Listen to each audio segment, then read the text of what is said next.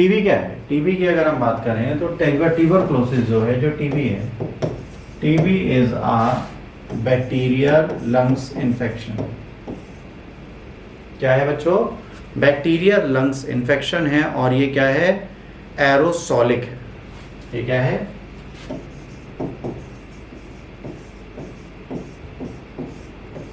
एरोसोलिक Covid भी था। इसका मतलब क्या हुआ? हवा से भी फैल सकता है, मतलब अगर वो खांसते छींकते हैं तो भी आपको ये हो सकता है। और ये कहां पर जाके रुकेगा? ये आपके फेफड़ों में रुकेगा। तो it is a aerosolic lungs disease as well. और आपके फेफड़े किस चीज के लिए बने? सांस लेने के लिए, ऑक्सीजन भरने के लिए। और अगर उसमें लिक्विड भर जाए, म्यूकस भर जाए, कफ भर जाए, तो क्या होगा? आपकी बॉडी को ऑक्सीजन जितना चाहिए उतना नहीं मिलेगा और इंसान जाएगा मर। ठीक। इनिशियली जब कोई बीमार पड़ता है, ठीक है, उसकी इम्यूनिटी बहुत अच्छी है। एक लेटेंट टीबी होती है, दो टीबी होती है, एक इन्फेक्टेड टीबी, एक लेटेंट टीबी। लेटेंट टीबी का मतलब क्या है? मान लीजिए एक व्यक्ति है जिसने बढ़िया सी मसल्स बना रखी हैं, ये उसने अपनी बॉडी बना रखी है, ठीक, उसने ऐसे अपनी बॉडी बना रखी है, ठीक, फिर ये ऐसे शोल्डर्स बना रखे हैं बढ़िया से, चेस्ट बना रखा है, ठीक, ये एब्स बना रखे हैं, ठीक। अब इसको टीबी होगी तो क्या होगा? ये तो बच जाएगा ना, इसको तो कोई प्रॉब्लम होगी नहीं। तो अगर किसी के अंदर इन्फेक्शन है पर वो सामने नहीं आ रहा, तो it is what? Latent TB. मतलब उसकी बॉडी ने उस इन्फेक्शन को पूरी तरह रोक दिया। हमारी इम्यूनिटी अच्छी है, हम रोज जिम जाते थे, हमारी ताकत बहुत थी, तो इसको क्या बोलेंगे? Latent TB. कौन सी टीबी हो गई? Latent TB. इसके सिम्टम्स इसकी बॉडी में कभी नहीं दिखेंगे, इसके सिम्टम्स इस बॉडी में कभी नहीं दिखेंगे, सिम्टम्स नहीं दिखेंगे इसकी बॉडी में, इसका कोई भी असर होगा ही नहीं। दूसरा एक बंदा था जिसकी मसल्स कुछ ऐसी थी, एकदम पतला दुबला सा इंसान था, ठीक, पेट ऐसे बाहर था, ये पतली पतली बाहें थी, ये पतली पतली टांगे थी, ये पतला सा मुंह था। इसने इससे मिला और इसको इन्फेक्शन हो गया। अब इस बंदे को इन्फेक्शन हो जाएगा क्योंकि इसकी इम्यूनिटी है कमजोर, और ये लेटेंट टीबी की जगह इस बंदे से ही एक्टिव टीबी ले लेगा। अब जब ये एक्टिव टीबी ले लेगा तो फिर प्रॉब्लम होगी, ठीक है। तो जिसकी इम्यूनिटी अच्छी है वो ठीक, जिसकी इम्यूनिटी खराब है वो क्या करेगा? उसको पूरी तरीके से टीबी हो जाएगी, ठीक है। पर एक और चीज़ है, लेटेंट टीबी वाले के साथ भी अगर मान लीजिए ये बंदा ऐसा है, अचानक से इसको किसी कारण दवाई खाने से फीवर आ जाए या कोई डिजीज हो जाए, तो ये लेटेंट टीबी एक्टिव हो जाएगी। किसी कारण से अगर इसकी इम्यूनिटी वीक होती है तो ये टीबी एक्टिव हो जाएगी, इसको भी मार डालेगी। तो टीबी अगर आपकी बॉडी में है तो आज नहीं तो कल आपकी बॉडी पे असर करेगी। तो लेटेंट टीबी भी आपके लिए बुरा असर कर सकती है, ठीक। इंडिया में 20 लाख के आसपास, ठीक है, लोग मर जाते हैं, ठीक। इंसान हमारे इंडिया में कहा जाता है हर लाख पे 1 लाख लोगों पे 200 लोग टीबी के पेशेंट। 1 लाख पे कितने लोग पेशेंट हैं? 200। तो 10 लाख पे कितने हो गए? 1 करोड़ रुपए कितने हो गए? 100 करोड़ रुपए कितने हो गए?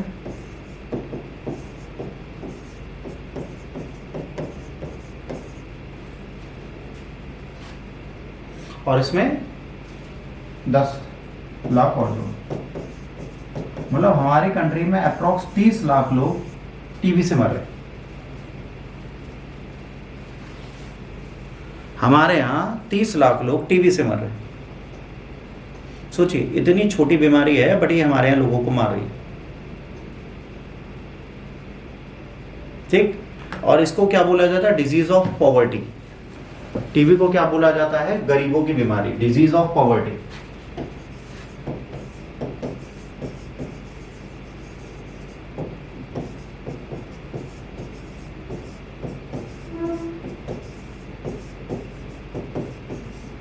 ये क्या है बेटा? गरीबी की बीमारी है। ये सबसे ज्यादा किसे होती है? गरीबों को होती है। जो पुअर्स हैं उनको सबसे ज्यादा इन्फेक्ट करती है। सबसे ज्यादा किसको परेशान करती है?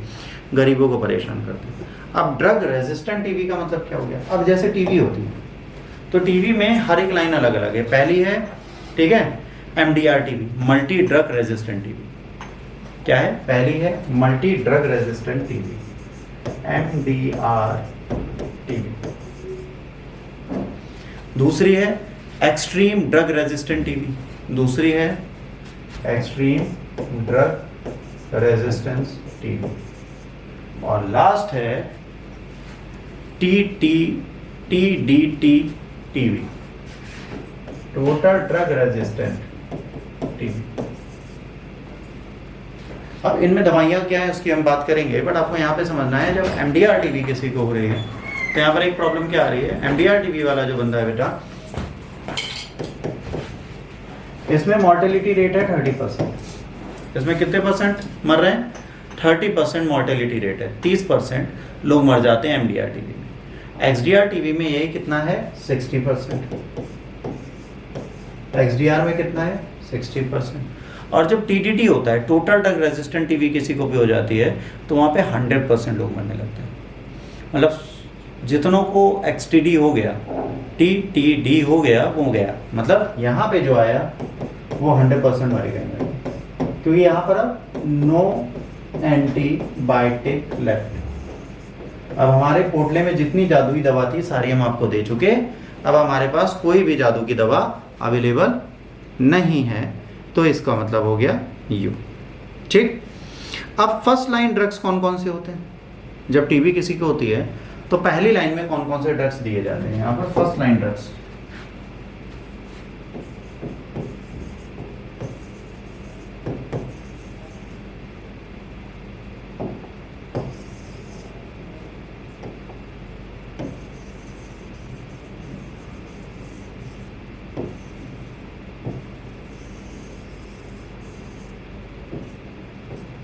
फर्स्ट लाइन ड्रग्स कौन से होते हैं? पहली लाइन में कौन कौन सी दवाइयाँ दी जाती हैं? तो पहले दिया जाता है कौन सा? INH, इसका मतलब है आइसोनाइजिड। कौन सी दी जाती है सबसे पहले?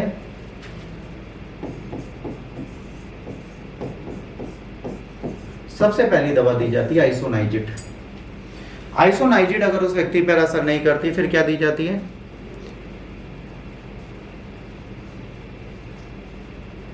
बताइए। राइफामैप्सिन। इसके बाद क्या दी जाती है?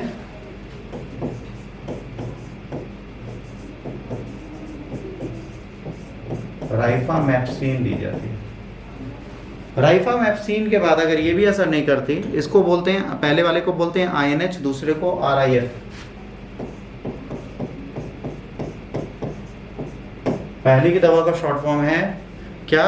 INH, दूसरी का है RIF।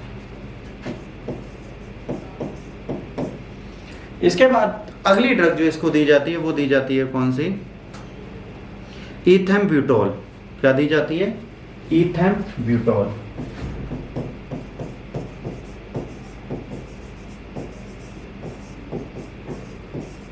ईथेम्ब्यूटोल। ईथेम्ब्यूटोल जो है इसमें क्या लिखा है?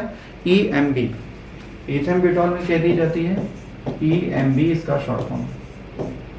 ठीक है, फर्स्ट लाइन ड्रग्स हैं, सबसे पहले जब टीबी होगी यही दी जाएंगी। इसके बाद क्या दिया जाता है? पायरेजिनेमाइड। क्या दिया जाएगा?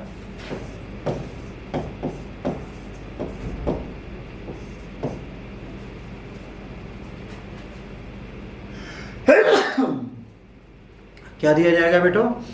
पायरेजिनेमाइड।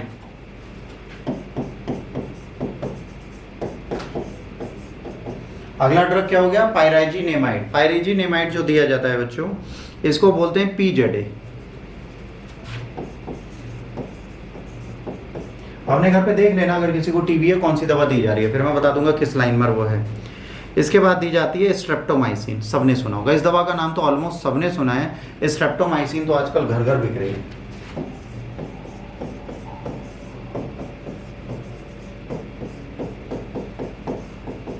आपको पता है स्ट्रेप्टोमाइसिन को आज की डेट में नॉर्मल फ्लू में भी लोग दे देते हैं। ठीक है, इसको बोलते हैं SM। इसको हम क्या बोलते हैं बच्चों? SM। स्ट्रेप्टोमाइसिन को हम क्या बोलते हैं? SM बोलते हैं। और ये भी आज की डेट में एक इंपॉर्टेंट ड्रग है। अब याद रखिए, जब ये सारी दवाइयां हम दे रहे हैं और इनमें से ये सारी एंटीबायोटिक, हम ले चुके हैं, उसके बाद हमें एंटीबायोटिक असर करनी बंद कर दें। असर करनी कब बंद करेंगी? जब फर्स्ट लाइन में हमको टीबी हुई और डॉक्टर ने कहा भैया 6 महीने आपको एंटीबायोटिक खाना।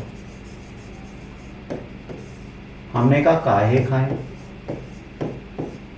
तो उसने कहा फिर ना कम मर जाए। हमने उसकी बात को अदरवाइज में ले लिया, हमने काहे को सीरियसली नहीं लिया। जब हमने काहे को सीरियसली नहीं लिया तो बंदा मरने लगा, अब उसको बीमारियां लगेंगी। अब क्या हुआ, उसने 6 महीने में 4 महीने तो कोर्स किया, 2 महीने छोड़ दिया, तो जो बैक्टीरिया था टीबी वाला वो क्या करेगा, वो एक्टिव हो जाएगा दोबारा, और वो इन सब के खिलाफ क्या करेगा, अपने को रेजिस्टेंट कर देगा। इन सब के खिलाफ क्या करेगा, अपनी पावर बढ़ा लेगा, और ये इन्फेक्शन जो होगा आगे बढ़ जाएगा और चला जाएगा सेकेंड लाइन एंटीबायोटिक। अब किस पे चला जाएगा, सेकेंड लाइन टीबी ड्रग्स पे। अब जैसे ही इससे बचेंगे ये कहाँ चले जाएंगे, चले जाएंगे सेकेंड लाइन टीबी ड्रग्स पे।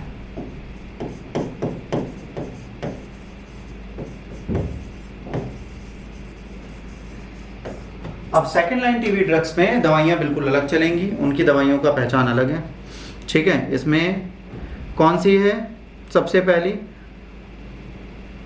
फ्लूरोक्विनोलोनिस, ठीक है, क्या नाम है, फ्लूरो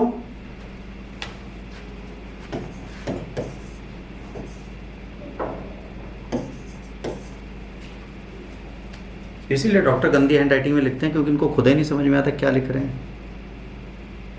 क्विनोलोनिस,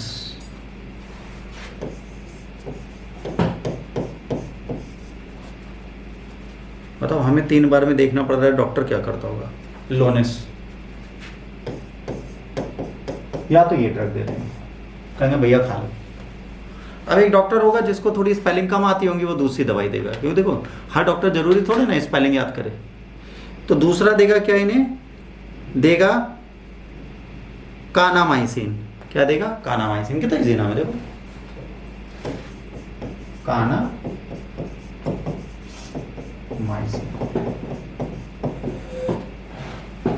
ठीक है। कानामाइसिन को बोलते हैं कैन।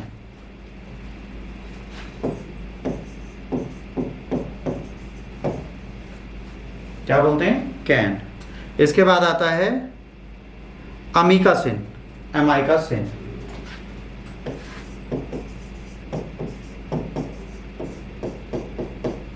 एमाइकासिन। एमाइकासिन को फुल फॉर्म है, ठीक है, AMK। इसको बोलते हैं AMK। और इसके बाद इसमें दी जाती है कैप्रियोमाइसिन। क्या दी जाती है, कैप्रियोमाइसिन।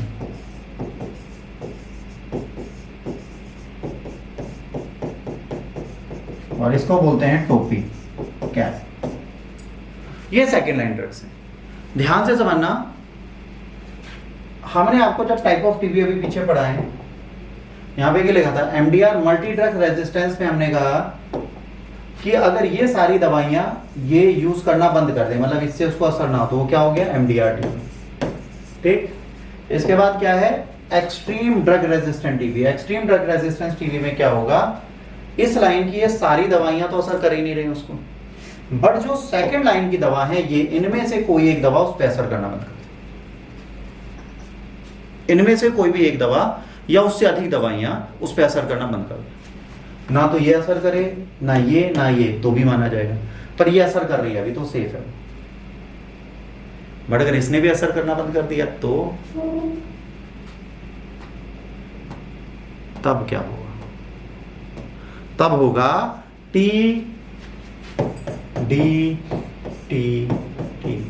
मतलब अगर ये दवाइयां भी उस पर असर करना बंद कर देती हैं तो हम हाथ जोड़ के परिवार वालों को कहेंगे कि भैया जो खा पाए खिला दो, क्योंकि इनका जीवन हो रहा है समाप्त, इनकी जीवन लीला का अंतिम समय आ गया, और वो बंदा खास खास के जाएगा मर।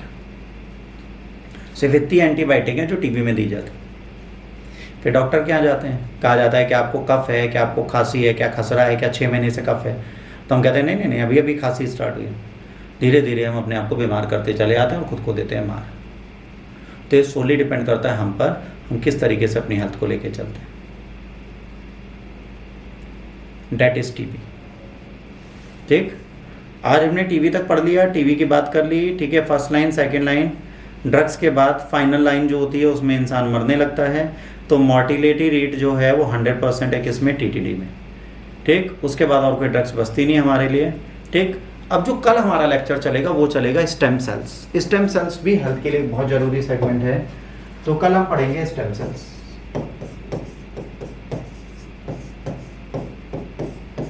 इसमें एम्ब्रॉयक स्टेम सेल्स आएंगी, एडल्ट स्टेम सेल्स आएंगी।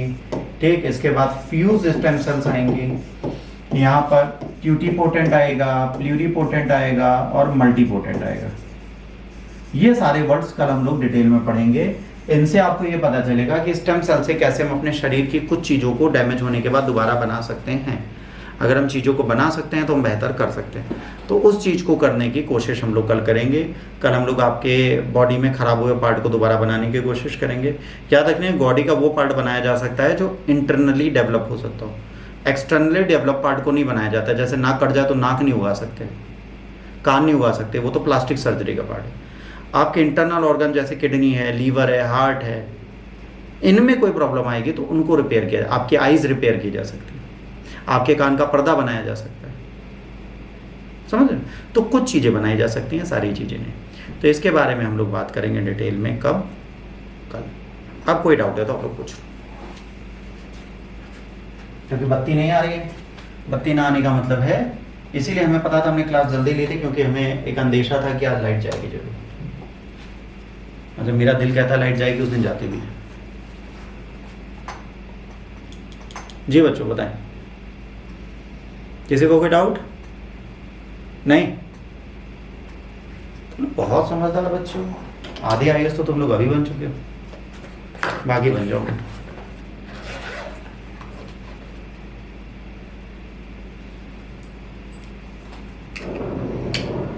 है ना, बाकी बना देंगे, अब चिंता न करो।